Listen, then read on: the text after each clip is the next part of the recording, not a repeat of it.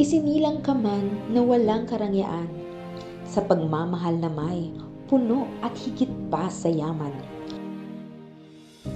Lumaki ka man na di lahat ng bagay na kamtan, sa talino at sipag, sobra kang biniyayaan. Tinilaga na mamuno, sa ahensyang noon nalalanta, kulang sa dilig at alaga.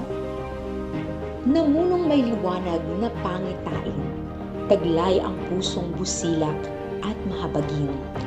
Dahil sa iyong husay at tibay ng loob, bawat problema at balakid, tinuring lamang nasa lubsob. Kung manindigan may, hindi sa madali lang at popular, ngunit sa tama at inaapi, hindi bumibitaw. Kung tumulong may, walang pinipiling oras o lugar. Kung magmahal may, isang tunay na ina, lahat pantay-pantay. Oo, 24 na taon na mula nang tinalaga kang pinuno. Lahat ng hirap, pagsubok, pangungutya.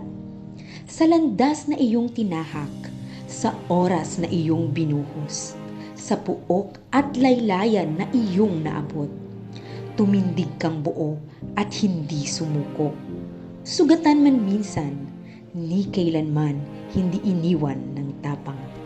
Kung ano kaangat, kung ano kasikat ngayon, ang ahensyang dati walang sigla, alam naming lahat may isang babaeng hindi nagpatinag sa salapi at karangyaan. Ngunit pinili ang totoong panilbihan sa bawat kapuspalad, sa lahat ng hindi makatayo't makalakad.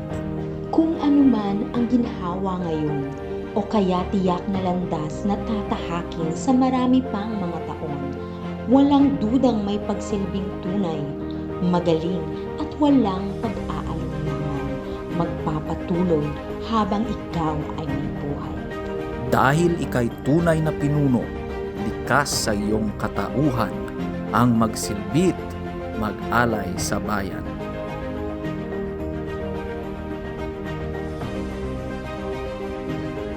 Mula sa bawat puso ng miyembro ng Sadyao Pamilya 6 Western Visayas, mabuhay po kayo, Chief. Mahal ka namin.